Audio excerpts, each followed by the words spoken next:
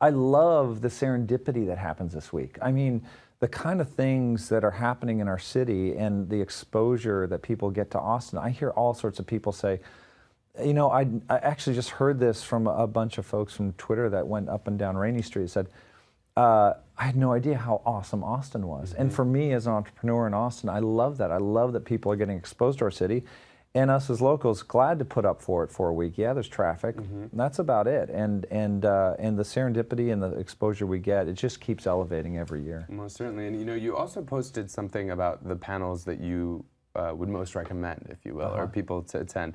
One of them, I didn't look into the description, but I love the title, so I want to ask you about it. This ain't your father's office anymore. Yes. What about that one? So my co-founder and one of our senior developer leads talk about our culture. Culture is important, and what's important about it is that when we're recruiting, we're talking about, we have several values, and one of them is responsibility, and another's team's work and awesomeness. And those kind of things are important, that people are empowered when they're coming to work. We believe everyone's an entrepreneur. And so when they're coming into work, we believe, you know, they have a direction of where to go, but it's up to them on where to go, where to get there. And so the father's office is, here's what you're going to do and report back, et cetera, et cetera.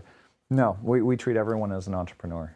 And what is the, I mean, you touched on it, but what is the added benefit of that kind of a culture? I mean, aside from the fact that people feel more invested, I would imagine, in what they're doing, and more passionate, and obviously passion creates productivity, but what is the other benefit? Innovation.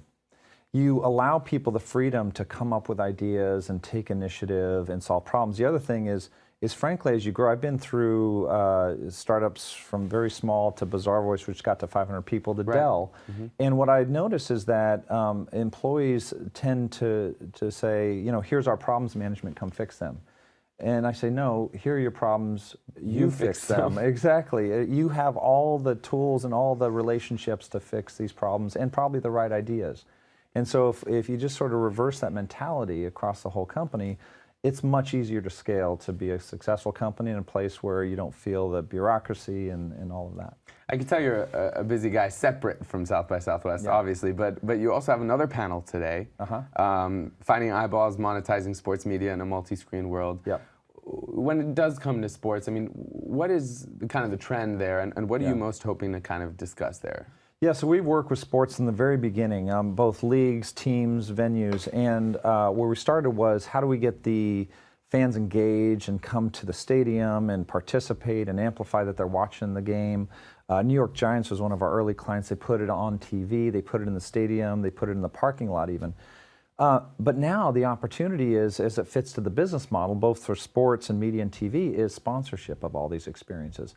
We hear the media players and the sports teams say the brands want to be involved in something social. They want to be part of a conversation. So now our platform enables these experiences where brands can be part of it. And what that goes up on TV or up in the stadium, the brand can be part of that. And so sponsorship, which fits directly into their model, now there's a way to make money. It's incredible. And you know, one thing that we often talk about at Huff Post in particular is this notion of redefining what it means to be successful. Okay. And you were kind of touching on it a bit with the culture and redefining the culture in the workplace. Obviously, the panel is going to address that, but you've had success at Dell. You've had success, you know, with mass relevance, but I would imagine also in your personal life. I mean, how do you balance it all? What does success mean to you? How do you define it for yourself?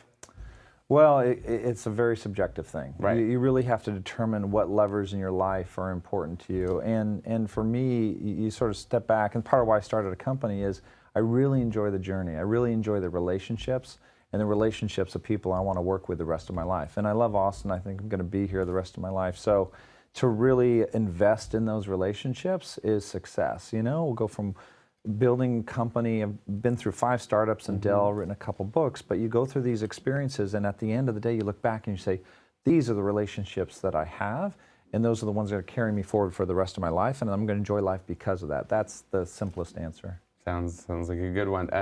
You did mention, as you know, rightfully, you've written 2 books. Hardest part about writing a book? What's finishing it? It's like, have you ever written a term paper in college, and it's like, it's okay, it's 15 pages, but you got to edit and proofread. Now multiply that by 100, and just getting it done and getting it right. That's the hardest part. And then when you write a book, you really have to promote it. And when you're in a full-time job, it's hard to get out and promote it. Might you write another book? You know, I thought about it, but again, you got to go out and travel and promote it. And so, you know, I do enough travel.